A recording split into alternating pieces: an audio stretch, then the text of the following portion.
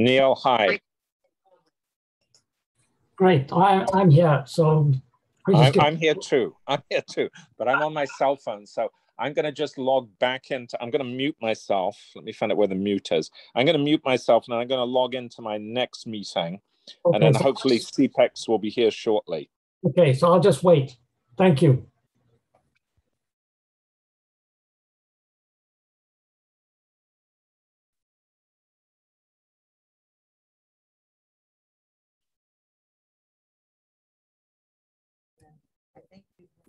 Okay, Neil, you're the host now. Well, Neil, you are on. I'm just waiting for everyone to hook back in. That was an interesting presentation. Thank you. So we'll just see what happens. It'll take a couple of minutes, I'm sure, for everyone to get organized.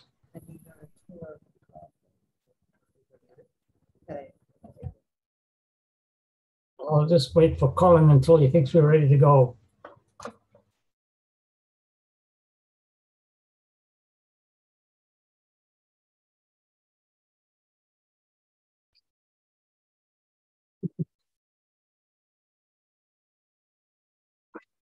Yeah. Okay, he muted us, so now we're unmuted. So hello, how's things in Canada? Great. Nice to finally see a face that I've been writing to for a while. I got some more EPO stuff I have to send to you to sort out. Oh, okay. Okay, definitely. We'll work on that. Yes. All right. So I'm just waiting for people. I think they've all signed out, Carol, and they're going to be signing back in. So we'll just wait a couple of minutes. right, right. I'm working on exhibit awards.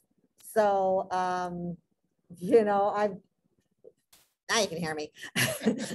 I'm working on the exhibit award certificates. So if these guys can handle, if we have another failure, then I'm gonna. Oh, we know what to do. You know what to do. Okay, you're trained. Yeah. Okay. So I gotta go work on the award, the exhibit awards. So one thing, Carol, I see that there is one of the exhibitors actually has done a thing on Flight 93. Yes. Do you know which, if you can just let people know about it, because I think that's quite an important, interesting observation about exhibiting of today. Well, where's my schedule? Yeah, I mean, I left everything in my office on a run so I could come in here and take care of this. But I don't know anything about it because I haven't even seen it. I can tell you the award level, but I can't tell you the award level. Yeah. Okay. So, so you want me to take, if I have time, take at least a picture of the first frame and stick it up? I'd be just if you can just send it to me, I'd be interested to see what the frame looks like. That'd be great. Oh, okay. That's one of your interests then, I take it. Well, my first slide is actually a picture from Shanksville, which I took in 2004. And so we visited Shanksville a couple of times. This is before the permanent memorial, and it was a very moving experience. So I'm just wanting to see what the exhibit shows. Oh, okay. Okay. Thank you. See what I can do. It probably won't be until tomorrow because we're pretty. That's fine. No problems. So as soon as I get back there, I'm going to write it down so I won't forget it for you. Thank you. Okay. All right, Raj, I'll let you take over. Good luck on your presentation. Colin, you're muted. Yeah, no, I'm going to unmute myself. So good luck with your talk. I'll be listening to you in spirit while I follow the meeting of the Rhodesia Study Circle. Okay, can I get going? Okay, talk to you later. Bye. Okay, all right, so I'm going to switch over. I have a double screen, so you need to let me know, Raj, if you can just see the first slide. It takes a couple of minutes, and I will see if I can get it up. Can you see my screen? Yep. Yeah. Perfect. Okay, so I am now screen sharing, and I need to start from the beginning. So let's go. Go back one more, and there we are. So, okay, so I thought I would just start off my presentation with this photograph, which I took, and some of you may have heard. My wife and I visited Shanksville a couple of times in 2002 and 2004. And this was a picture taken of the temporary memorial. And I just put it up because I thought it was important to honor the memory of those who died. It's quite an amazing memorial. It's, as you can see, it's just on a wire fence with flags, hats, and literally hundreds of messages. And I just wanted to start off my talk with that. There's actually a connection between Shanksville and my talk. And that is that in 2001, when the Taliban retreated from Afghanistan, they retreated to Quetta, where they set up their Quetta or their council, military council, and then came back. Obviously, I'm not going to be talking about the Taliban, but I'm going to be talking about an earthquake which occurred 86 years ago today, which is the Quetta earthquake. So instead of me sort of covering this stuff in a lot of detail, I'm going to cover 5 areas. The first couple of areas I'm going to work through very quickly and really focus on items that you usually don't see in either exhibits or articles or even in presentations sometimes, but I think they're interesting and I'm going to focus in on those. I also need to acknowledge Max Smith, because Max gave me permission to use some of his collection items, which are included in my presentation.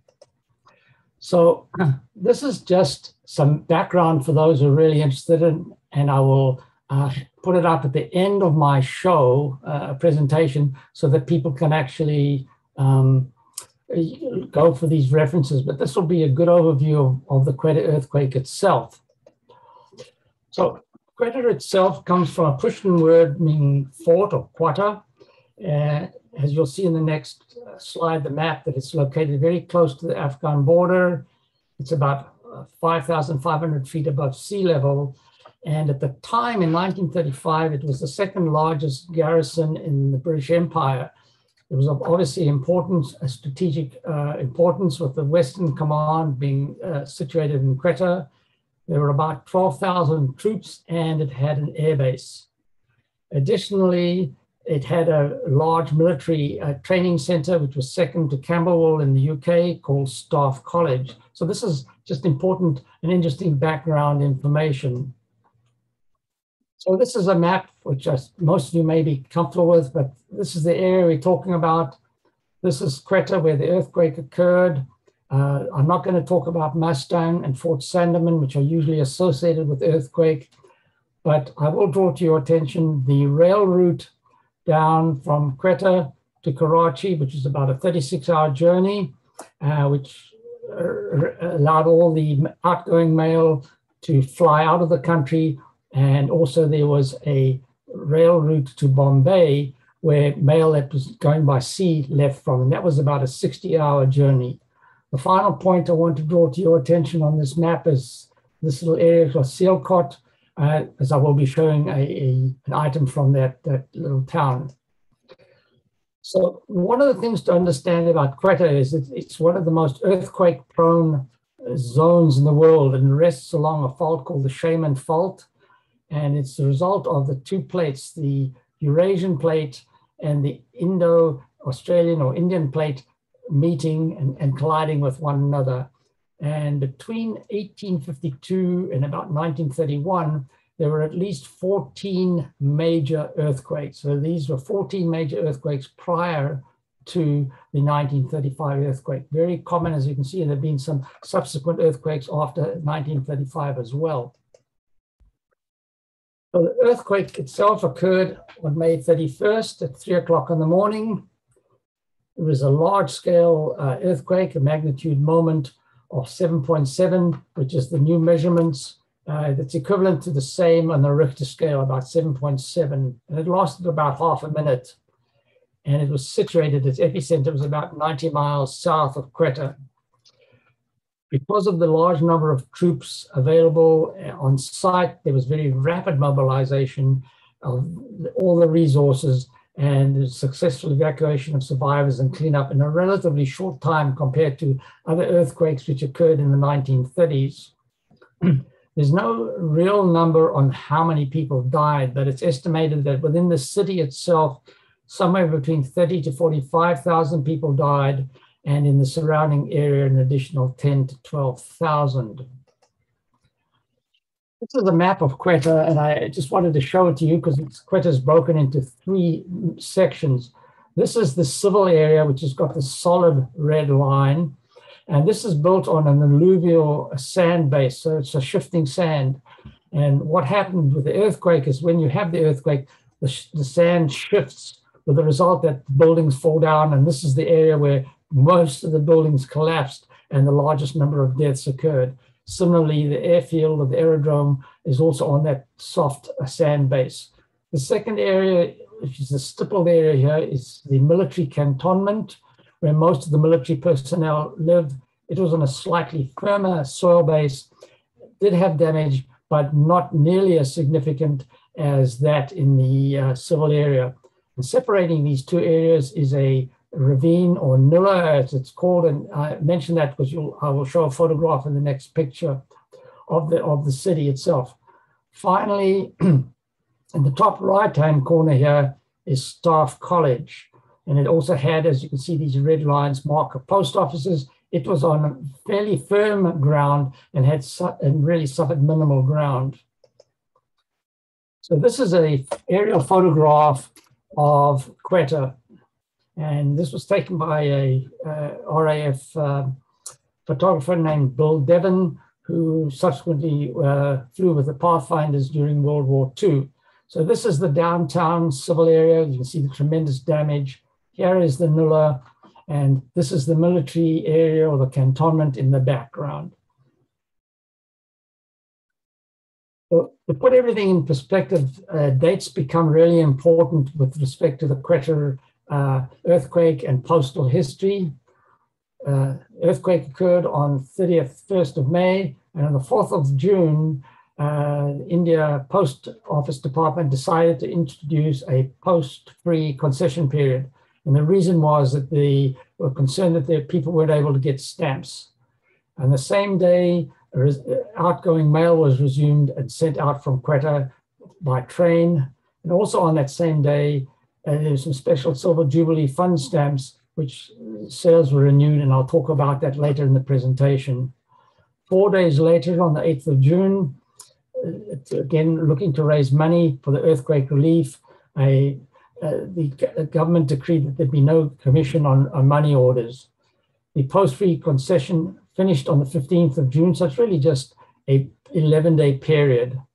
But the relief funds continued until the end of the year. So I'm going to work through the postmarks and hand stamps fairly quickly. As I said, I've given you those reference articles too, which appeared in India Post, so you can use those if you want more reading. So what happened was that the postal officials lived in the civil area, and basically most of them died. 56 of the 60 personnel from the postal services died. On the other hand, the railway mail services personnel survived, and the reason for their survival was following the 1931 earthquake, all of their bungalows were rebuilt to a much higher standard, and they were actually able to survive, and they took over the mail services for Quetta. And they used their own cancellors. There were 2 cancellors that they used. The commonest was the combined date time stamp obliterator, which I've called a CRC canceller, and it has the date and time. And this was the other one that they used was a screwhead type canceller, which just had the date only, and I call that CRD. One thing I should draw to your attention is the number set 2, which appears in both of these cancels. That is the shift number. And this was the shift between 3:30 and 11:30 p.m. And all of the postmarks that you see from the Quetta cancels have set 2 on them. In addition, all the CRC cancels have the same time, 11:15 p.m. So those are just some small minor things to note. When you sort of break down the covers, I've created 4 large groups. There's one group which just had no hand stamp at all. There's a second group which used a 2-line red hand stamp stating Quetta earthquake postage free. This appears to be used exclusively at Staff College, and was only in use according to the dates that we have from the cancels between the 6th and 10th June, and it only used the CRD or the screwhead type cancel. The third and the commonest type of hand stamp that one sees is the single line black hand stamp. It says Quetta earthquake, postage free. The final group of covers, if you want to talk about them, are the covers that where letters were mailed on the 15th of June, the day after the concession was withdrawn. There are only 4 of them known to date, or recorded, should I say, and these had a 3-line red hand stamp, which states Quetta earthquake, free postage concession, withdrawn. And there, as I said, there are only 4 known. I just thought I'd spend a little time just summarizing that information so that you can understand how things operated at that time. So we had the usual Quetta cancels, which were in operation until just before the earthquake, and sometime, we're not sure when, they were resumed. The only one we are quite clear about is the canceller from the Staff College, which was first used on the 18th of June. So here is the post-free period from 4th to 14th June.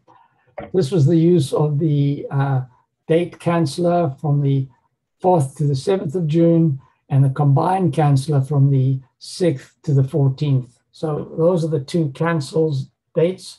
And here are the 4 groups of covers. The covers which had no hand stamps ranged throughout the entire period. The covers with the red hand stamps were only in operation between the 6th and the 10th of June.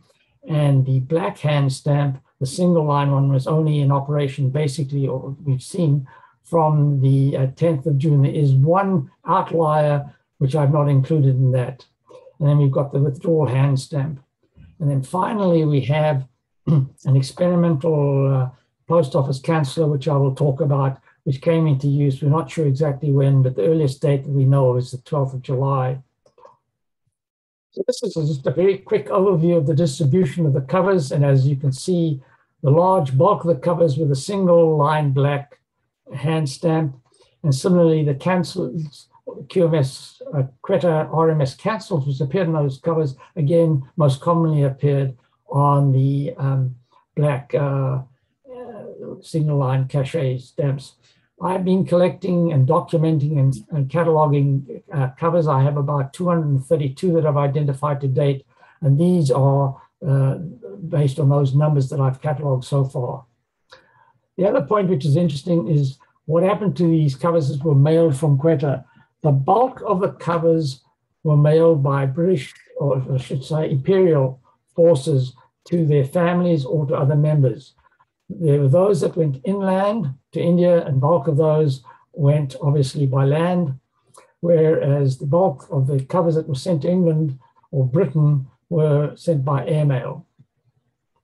With respect to the grouping, again, the bulk of the covers, as you would expect, were sent with the black hand stamp to India and Great Britain. So this is between the 8th and the 14th of June. So it's almost a week after the earthquake that you get this large number of letters being finally mailed out. Herr Walker yesterday talked about RAF airmail, and I decided to include this cover in just to follow up on his comments. He only talked about the RAF usage up until 1934. But with the earthquake, the RAF flew in multiple flights in and out, providing supplies into the stricken city. And at that stage, in the early days, there was no mail going out of Quetta, but obviously a number of people decided to actually arrange for mail to be sent out to home to let family know that they were fine. And this is one of those covers that have only been 10 recorded, and they all have this Quetta or this Karachi air cancel with a date of 4th of June. You can see very faintly in the bottom left-hand corner is the London receiving cancel of 11th June. So all of these covers were flown out on the 6th of June on flight IW, I think 347, I think it was. It arrived in London on the 10th of June. We had mail going out, and I talked very quickly about that. There's also mail coming in, and again, that's covered in my article, so I will not be spending a lot of time going into a lot of detail, but this is an example of a letter that was mailed on the 3rd of June after the earthquake, flown to India, arriving in Karachi on the 9th of June with a 36-hour train ride up to Quetta. One would assume that Private Blackburn received this around about the 12th of June. Here's another example of a incoming mail which was redirected. This letter was directed to Major Hay, who was the consul in Kabul at the time, who came to Quetta. This cover and letter was mailed from Banu on the 3rd of June. Here we see the Quetta receiving cancel of the 8th of June. He'd obviously moved on and gone back to Kabul. So the letter was forwarded to Kabul. And here you can see the black hand stamp up here and the Quetta mail going out, which is the 10th of June. And sorry, here's the Quetta RMS cancel, the 10th of June. The 0 is there and the 1 is missing. And there's the Peshawar transit cancel, where the cover was then carried overland to Kabul. Finally, I wanted to just show this group of letters, and there seem to be a large number of them, although to date we've only been able to identify 3 or 4 of them. These were which were undeliverable letters, and all of them have this brownish cachet, 3-letter cachet. It says undelivered owing to earthquake disaster. It's an E instead of an I, returned to sender. In this case, there is no name of sender, so it was sent to the DLO office in Lahore. And again, I need to thank Max Smith for this cover as an example. So following the earthquake, a number of things happened. Firstly, there was a tremendous amount of damage to the main post office in Quetta, and the India Post Office Department decided to use an experimental post office canceller. This is one of the areas of interest for Carol Edholm, and this is the cancel. It says experimental PO K36, which is the number K being the postal circle. And these were generally used when there was a need to trial a new post office for a period of 6 months to a year to see if it was viable, or as a temporary replacement as a canceller. And I assume in this case, this was used as a temporary replacement. This recording of this usage that I have so far documented is between the 12th of July and the 29th of October. The other thing that went on, which this was probably the most organized of the various earthquakes that occurred prior to 1940, was the government involvement in raising funds. And there were 3 main relief funds that were used, money all going into a central base for helping victims of the earthquake. So the first was the Viceroy's Jubilee Relief Funds. And this initially started as part of the 1935 Silver Jubilee celebrations, and a special hand stamp or seal of Cinderella was produced, costing half an anna, which you could purchase and then place on a cover. It was of no postal value at all, but you could place it on it, and the money from that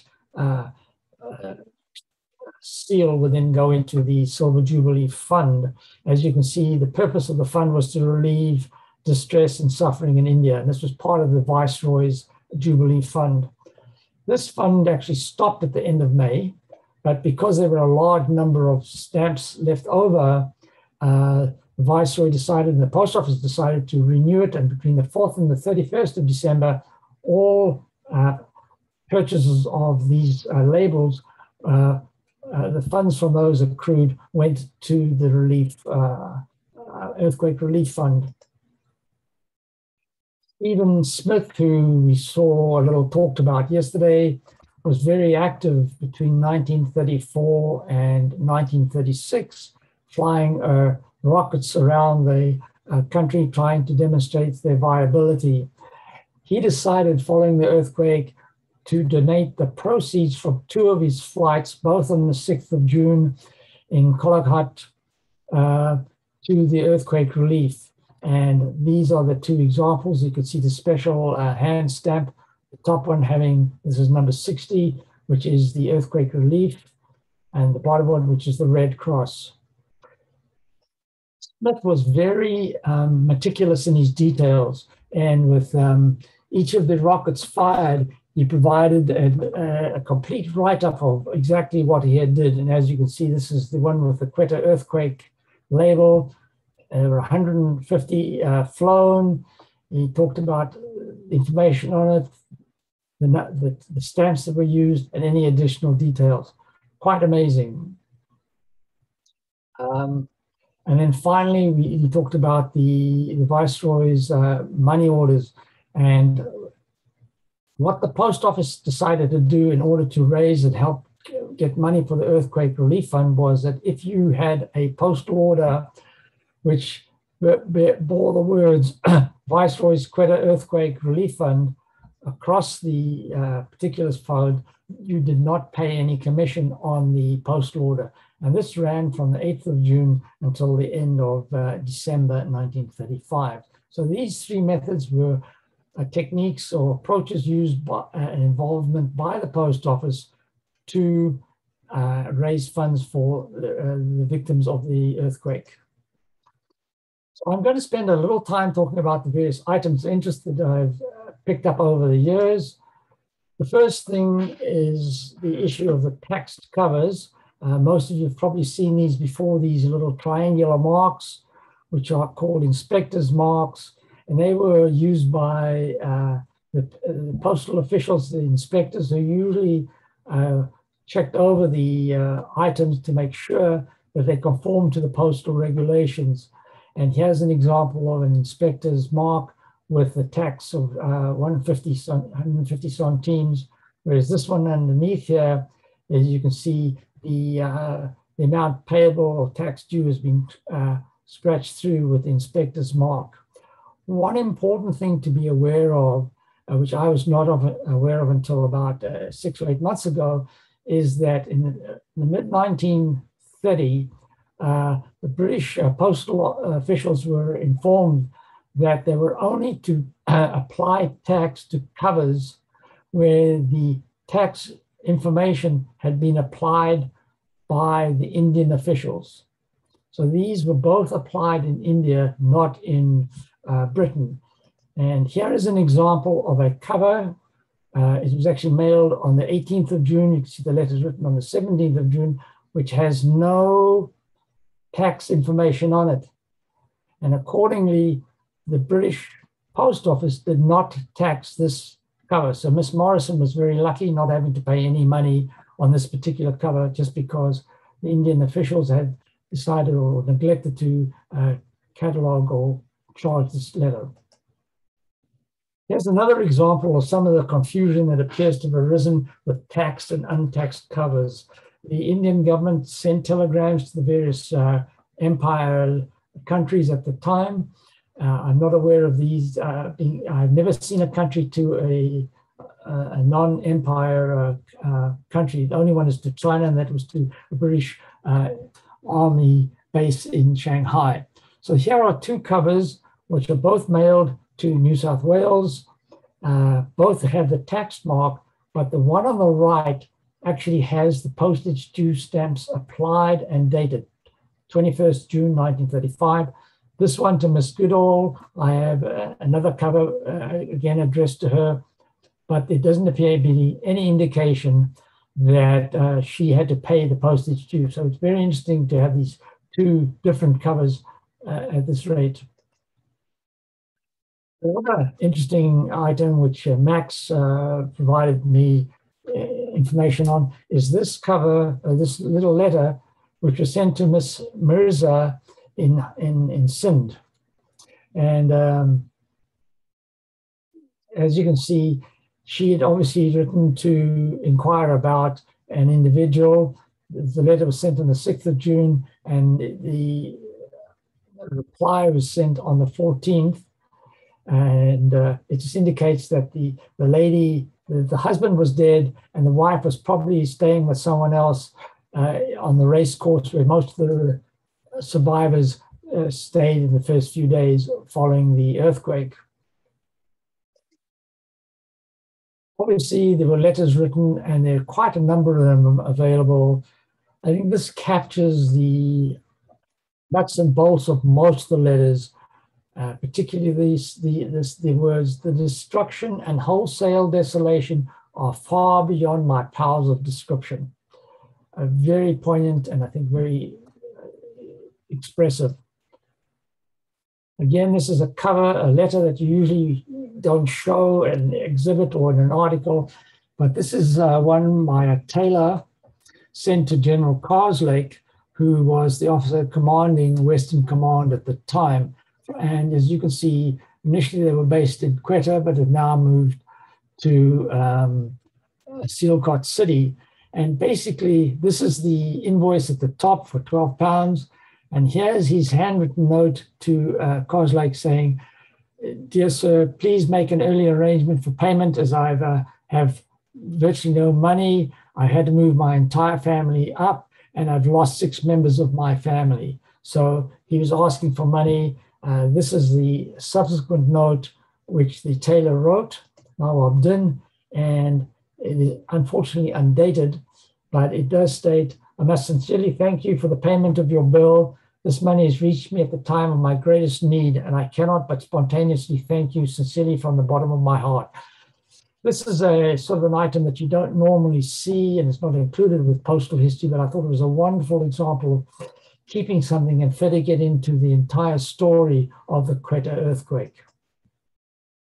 My final section deals with some interesting people.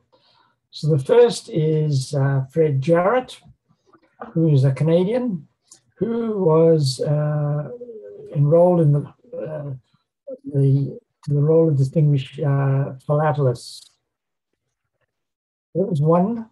The other one is a letter to Robson Lowe, and you'll notice up top here that the Quetta date cancel is the 6th May 1935, not 6th June, but 6th May. However, if you look at the letter that was enclosed, it's dated the 5th of June, and is a receiving date cancel 15th June on this particular letter. And comment says, "Sorry if you have to pay postage for this. I believe it's likely to be an interesting cover." Robson Lowe, in addition to being a well-known philatelist, refused to sign the roll of distinguished philatelist because of his belief that A.A. Jurgens, a South African, was a forger. So he wanted to have Jurgens removed. Royal Philatelic Society London refused. So Robson Lowe refused to sign the roll of distinguished philatelist. The second or the third set of covers is to Lady Ezra. She's a very important person in Stephen Smith's life, as she funded many of his rocket flights. And as you can see, just to draw your attention to, this is the Park Street post office postage due sign in Calcutta. And Stephen Smith, if you look at many of his letters, they're also mailed from the Park Street post office. So this is just Sergeant Cohen talking about how he and his wife have escaped. My final cover is to Brigadier Percy Hobart, who was living in London at the time, known as Hobo, an incredibly interesting character. He was a military engineer who designed some of the most unusual pieces of equipment during World War II. The most famous one of his was he developed the floating balloons that sort of hung up or held up tanks when they were floated ashore on D-Day. He was also responsible for creating the 79th Mobile artillery group in Egypt called Mobile Egypt Force, which famously became known as the Desert Rats.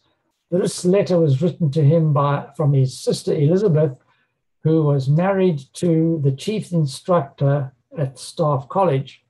And I'm sure that most of you will recognize this man's face and name.